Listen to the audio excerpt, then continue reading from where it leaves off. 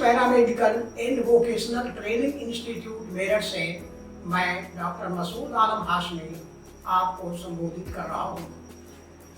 हम आपका इस paramedical and vocational training institute में सहर्ष स्वागत करते हैं और आशा करते हैं कि आप इस इंस्टीट्यूशन के माध्यम से अपनी जानकारी में अभिवृद्धि करके जन सेवा के कार्यों को और अच्छे अंदाज में लेकर चलेंगे।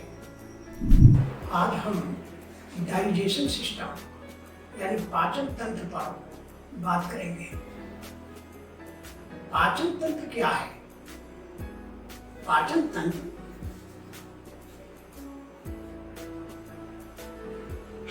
हाजमे के निजाम को पाचन तंत्र कहते हैं, यानी जिससे खाया हुआ पदार्थ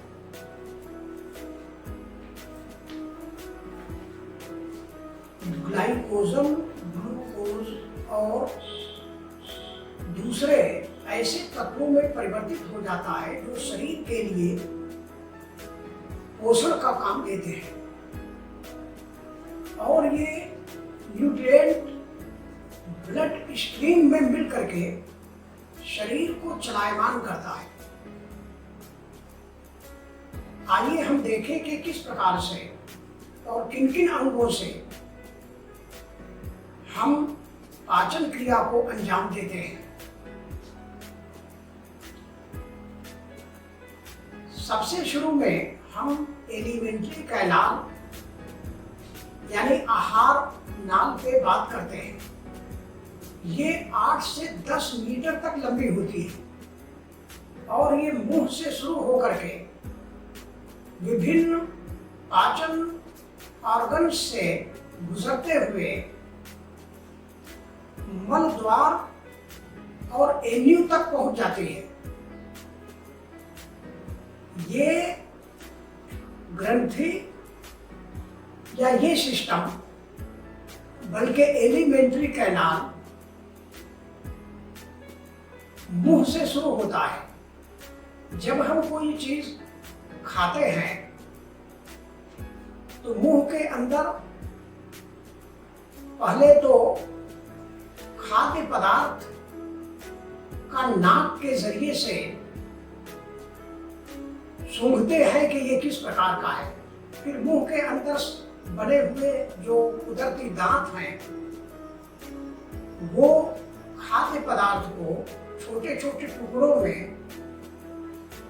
कर देते हैं और फिर वो खाद्य पदार्थ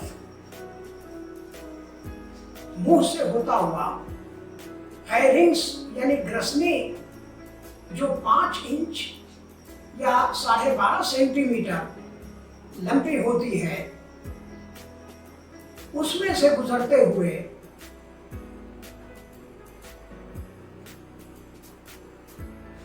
फिर एपिग्लोटिस जो ढक्कन होता है, जब खाद्य पदार्थ हम खाते हैं और अंदर को ग्रसनी के सहारे वो नीचे उतरता है तो वो एपिग्लोटिस जो ढक्कन होता है वो रेस्पिरेटरी सिस्टम को यानी श्वसन तंत्र के उस अंग को बंद कर देता है जिसमें से सांस लिया जाता है। इस प्रकार से खाना और संकुचन विधि से नीचे को उतरता है। फिर ये खाना इस प्रकार भी हजम होता है कि मुंह के अंदर सैलिवरी ग्लैंड्स हैं जिनकी 3 जोड़ियां हैं, एक कान के पास और 2, एक जीभ के शुरू में और एक जीभ के अंत में, जबान के अंत में एक एक जोड़ी होते हैं। फिर हम आगे ईसोफेगस जो 10 इंच लंबी होती है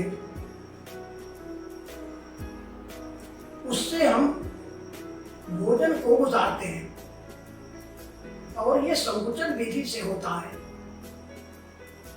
उसके बाद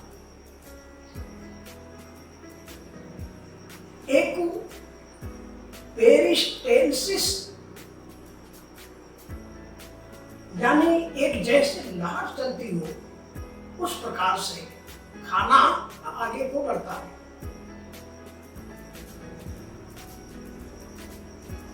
फिर ये खाना 10 से 8 सेंटीमीटर लंबे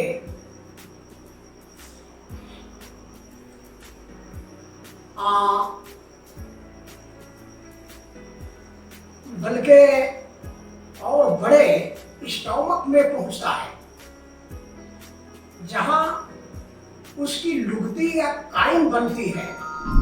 जैसे लीवर इस खाने को हजम करने में बहुत सहयोग करता है और ये लीवर 1200 से 1600 ग्राम तक यानी 1 किलो 200 ग्राम से 1 किलो 600 ग्राम तक वजन में होता है। ये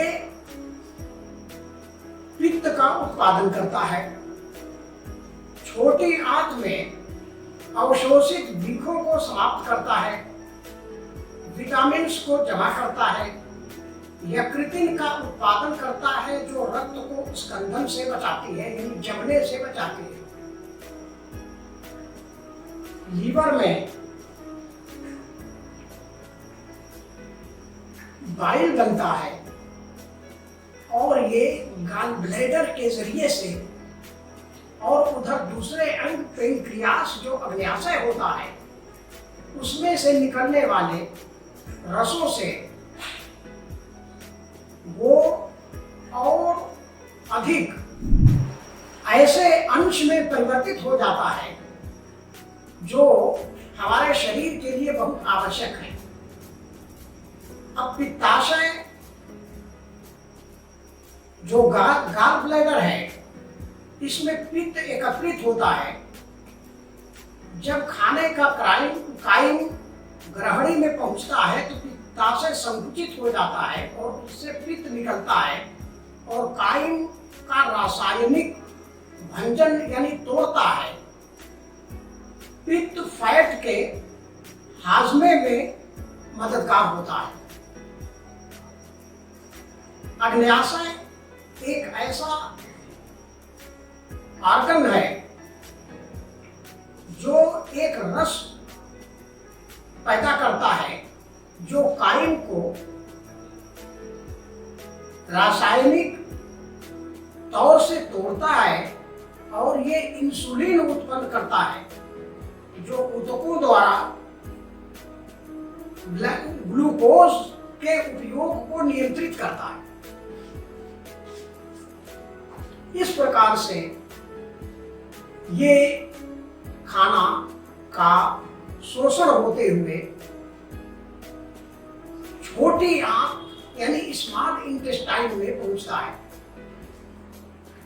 ये स्मॉल इंटेस्टाइन 27 फीट लंबी होती है और इससे खाना डिओडिनम और जिजुनम और इलियम के माध्यम से, अब डिओडिनम ये 10 से 12 इंच लंबी होती है। ये छोटी आंत का शुरू का हिस्सा है और जेजुनम ये मध्य आंत कहते हैं यानी बीच का हिस्सा आंत का, छोटी आंत का, और इलियम आखिरी हिस्सा होता है। इसके जरिए से कुछ पाचन एंजाइम्स जो कार्बोहाइड्रेट को ग्लूकोज में बदलते हैं, फैट को अम्ल में बदलते हैं एसिड में, और प्रोटीन को एमिनो एसिड में बदल देते हैं। ये खाने के वो अज्जा हैं, वो भाग हैं जो हमारे शरीर के लिए बहुत आवश्यक है। एंजाइम के जरिए से जो आप समझ लीजिए कि 1 ग्राम कार्बोहाइड्रेट 4 किलो कैलोरी देता है और 1 ग्राम प्रोटीन भी 4 किलो कैलोरी देता है और 1 ग्राम फैट 9 किलो कैलोरीज देता है हमें। इसके बाद खाना जो अवशेषित रह जाता है, यानी मोटा भाग जो हजम नहीं हो पाता, जो बेकार होता है, वो 15 मीटर लंबे लार्ज इंटेस्टाइन यानी बड़ी आंत में वो आ जाता है और वो फिर बड़ी आंत से गुजरते हुए जहां के पानी और कुछ लवण बड़ी आंत के किनारों में यानी उसकी दीवारों के जरिए से अवशोषित हो जाते हैं। ये बात याद रखने की है कि एलिमेंट्री कैनाल का पूरा हिस्सा शुरू से आखिर तक म्यूकस मेम्ब्रेन से आच्छादित होता है और ये संकुचन से खाने को और उसके पदार्थों को और विभिन्न अंगों तक आगे को खिसकाता रहता है और आखिर में ये अंग हमारे नीचे के हिस्से में इकट्ठा हो जाता है, जो